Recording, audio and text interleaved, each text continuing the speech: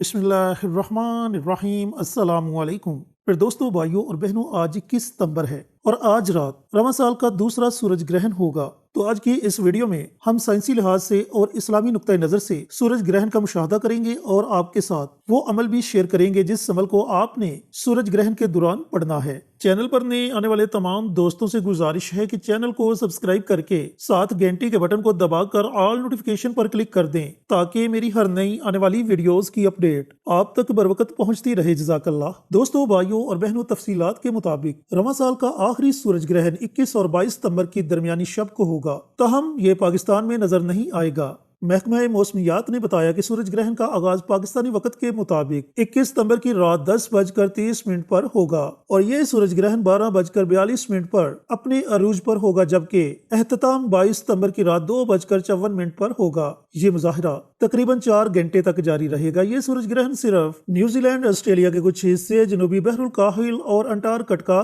में नजर आएगा। इस दौरान सूरज का मंजर दिलकश बलाई शक्ल अख्तियार करेगा। तो दोस्तों, भाइयों और बहनों, ये सूरज ग्रहण पाकिस्तान में तो नजर नहीं आएगा, लेकिन आप एशिया में रहते हुए एक छोटा सा अमल जरूर पढ़ लें। सूरज ग्रहण के दौरान किया गया ये अमल आपको कभी भी मायूस नहीं करेगा। अब हम जरा सूरज ग्रहण की हकीकत को इस्लामी नुक्ता नजर से देखते हैं कि सूरज ग्रहण और चांद ग्रहण के मुतालिक मेरे और आपके प्यारे आका सरवरे कायनात हजरत मोहम्मद मुस्तफ़ा सल्लल्लाहु अलैहि वसल्लम का क्या फरमाने आलिशान है और इस दौरान हमें कौन से अमल करने चाहिए और उन अमाल के पढ़ने से हमें क्या फायदा होगा। दोस्तों, भाइयों और बहनों, अगर इस्लामी नुक्ता नजर से सूरज ग्रहण का मुशाहदा किया जाए और इसकी हकीकत के बारे में जाना जाए तो नबी करीम सल्लल्लाहु अलैहि वसल्लम के ज़माने अक़दस में एक मरतबा सूरज ग्रहण हुआ। हजरत अबू हुरैरा रज़ी अल्लाह ताला अन्हु रवायत करते हैं, उन्होंने बयान किया कि सूरज ग्रहण हुआ तो नबी करीम सल्लल्लाहु अलैहि वसल्लम इस तरह घबराते हुए खड़े हो गए जैसे क़यामत आ गई हो। आप सल्लल्लाहु अलैहि वसल्लम मस्जिद में आए और तवील तरीन क़याम, रकू और सजूद के साथ नमाज पढ़ी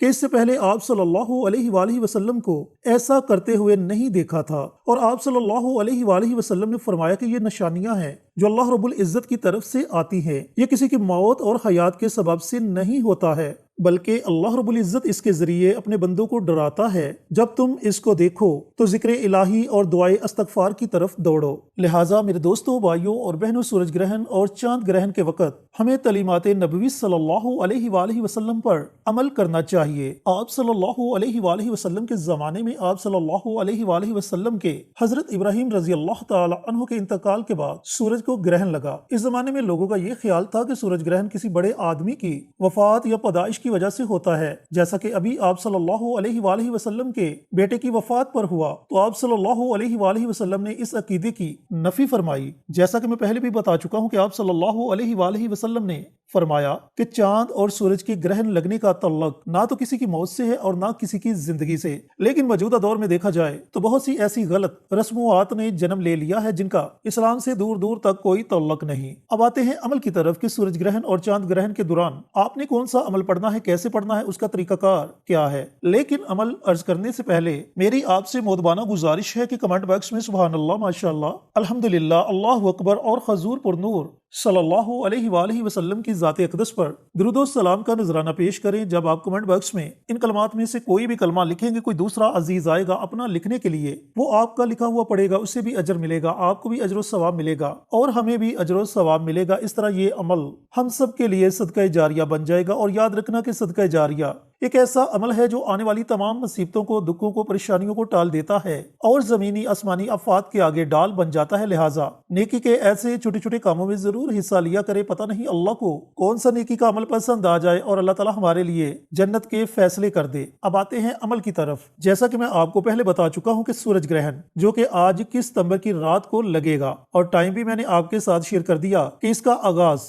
रात 10:23 पर होगा और इसका एहतताम रात 2:54 पर होगा। इस दौरान आपने 3 अमल करने हैं, 3 ऐसे अमल जिन्हें आपने सूरज ग्रहण के दौरान पढ़ना है। पहला अमल ला हौला वला कुव्वता इल्ला बिल्लाह, बड़ी मुबारक दुआ है, बड़ी अजमत वाली और बड़ी बरकत वाली दुआ है। ला हौला वला कुव्वता इल्ला बिल्लाह, इस दुआ की आपने एक तस्बीह पढ़नी है, यानी कि इस दुआ को आपने 100 मरतबा पढ़ना है। दूसरा अमल अस्तगफार की दुआ। अस्तगफार की बहुत सी दुआएं हैं, आपको जो भी दुआ आती है आप उस दुआ को पढ़ सकते हैं। कम अज कम आपने 100 मरतबा इस्तगफार की कोई भी दुआ पढ़ लेनी है। तीसरा अमल सूरत इखलास, कुरान पाक की बड़ी अजीम और बाबरकत सूरत, जिसके बारे में नबी करीम सल्लल्लाहु अलैहि वसल्लम ने फरमाया कि अगर एक मरतबा सूरत इखलास की तिलावत कर ली जाए तो अल्लाह ताला 1/3 कुरान पाक पढ़ने का सवाब अता फरमाता है, और अगर 3 मरतबा सूरत इखलास की तिलावत कर ली जाए तो अल्लाह रब्बुल इज्जत एक मुकम्मल कुरान पाक पढ़ने का सवाब अता फरमाता है। तो इस सूरह मुबारक को आपने 21 मरतबा पढ़ना है।